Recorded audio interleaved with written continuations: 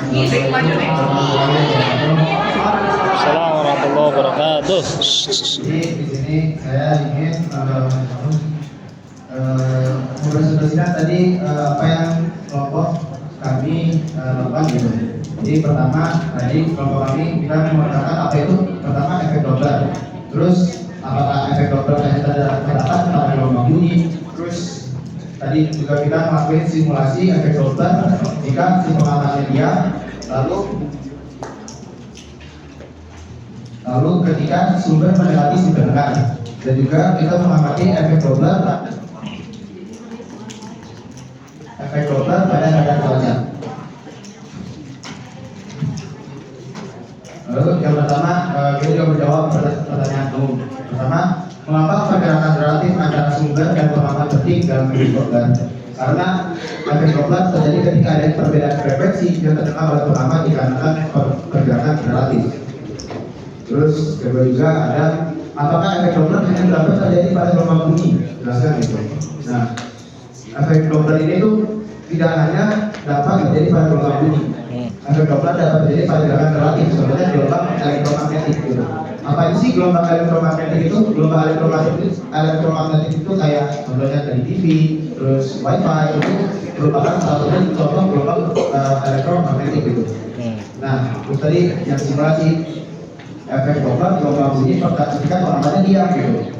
Di sini kita disuruh mengatur ketika atur kecepatan sumber dan pengamat masing-masing nol gitu. Jadi ya efeknya juga nol. Apa yang kalau mati gitu. Jadi yang dari kita amati adalah si pengamat atau pendengar tidak memancarkan gelombang apapun. Lalu si sumber memancarkan gelombang dengan kecepatan yang stabil. Lalu juga kita juga mengatur kecepatan sumber di antara 150 hingga 180 meter per second. Tadi kita ambil di angka 160 meter per second dan kecepatan pengamat menjadi 0. Lalu frekuensi sumbernya berada tadi di antara 150 hingga 250 Hz. Kita tadi ambil di angka 200 Hz. Yang pertama, apa yang terjadi pada gelombang di depan sumber saat bergerak seperti itu? Yaitu tadi si gelombang itu semakin mampat atau semakin merenggang gitu. Dan terus kalau misalnya mampat itu artinya apa? Terus kalau merenggang itu dari artinya apa gitu. Nah kebetulan tadi itu si frekuensi gelombangnya itu semakin merenggang. Berarti frekuensinya itu frekuensi yang dihasilkan itu maka akan semakin kecil gitu. Lalu yang ini poin B-nya. Apa yang terjadi pada gelombang di belakang sumber saat bergerak? Yaitu tadi semakin lama. Tadi yang tadi itu ada di depan, yang sekarang itu ada di belakang gitu. Jadi semakin mampat atau semakin merenggang. Dan apa artinya? Nah, kalau yang tadi itu semakin merenggang, kalau di belakang itu semakin mampat. Jadi frekuensinya semakin besar.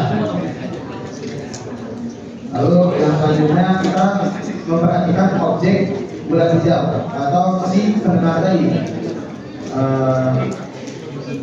Di soal pertama ini saat sumber mendekati pendengar, bagaimana gelombang yang mengenai pendengar gitu. Gelombangnya ini mampat atau merenggang? Jawabannya adalah mampat berproses semakin besar. Lalu yang ketiga, yang B, saat sumber menjadi pendengar, bagaimana gelombang yang mengenai pendengar? Jawabannya adalah merenggang. Terus juga kita mengamati efek Doppler pada kadar cuaca gitu.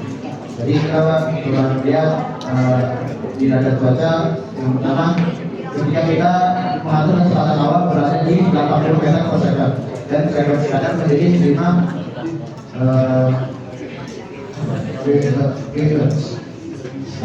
Yang pertama saat awal di sebelah kiri nada, bagaimana pantulan gelombang yang muncul di sebelah kanan awal, terus bagaimana pantulan gelombang yang muncul di sebelah kiri awal. Ketika berada di sebelah kanan awal semakin mampat alias frekuensi semakin tinggi atau besar. Lalu di sebelah kiri awal semakin rendah alias frekuensi semakin rendah atau menurun. Terus juga kita juga menjawab soal yang tampak mengacu sama simulasi tadi gitu.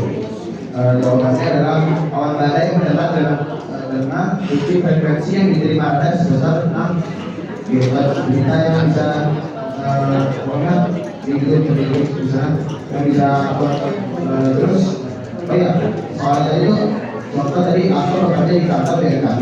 Saat ini mendapat tugas untuk mengamati awal saya. Saat itu, saya